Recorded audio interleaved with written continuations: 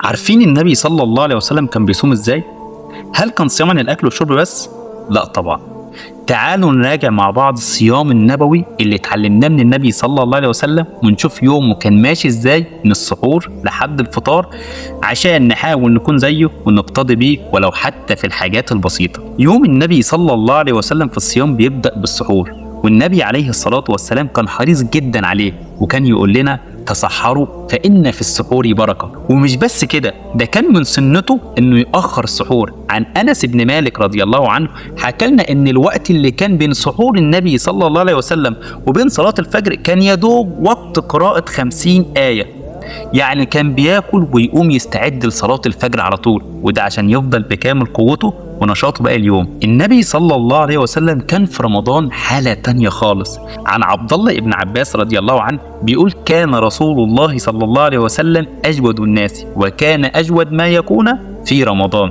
كان كرمه زي الريح المرسلة، ما بيسيبش حد محتاج أبدا إلا وكان يعطيه من الخير.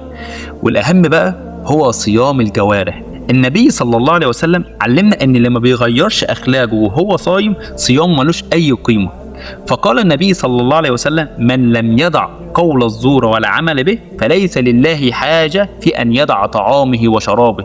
يعني صيام النبي صلى الله عليه وسلم كان صيام اللسان عن الغلط، وصيام القلب عن الغل والحقد. أول ما المغرب يأذن النبي صلى الله عليه وسلم كان بيعجل بالإفطار ويقول لا يزال الناس بخير ما عجلوا الفطرة. والنبي صلى الله عليه وسلم كان بيفطر على رطبات اللي هو البلح الطري، فإن لم يجد فتمرات، فإن لم يجد حسوات من الماء.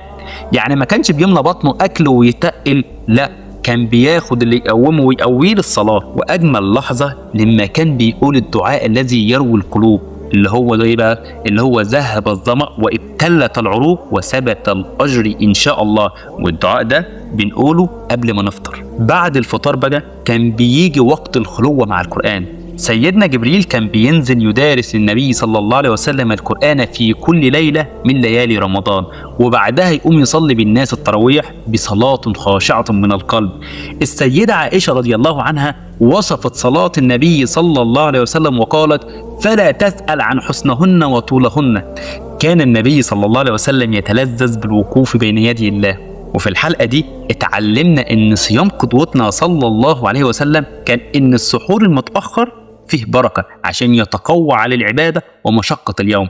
كرم وعطاء كالريح المرسلة، يعني كان بيسابق الريح في فعل الخير ومساعدة الناس في رمضان.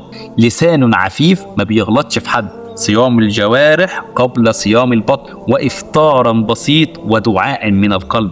بيكسر صيامه بتمرات وبيكون عنده يقين في استجابة ربنا للدعاء. عايزك النهاردة وانت صايم أول ما حد ينرفزك أو يضايقك افتكر وصية النبي صلى الله عليه وسلم فإن سابه أحد أو قاتله فليقل إني صائم. جرب تتحكم في أعصابك حبا في النبي صلى الله عليه وسلم. كان معكم أحمد رفعت، أشوفكم الحلقة الجاية إن شاء الله تعالى، وما تنسوش تصلوا على النبي.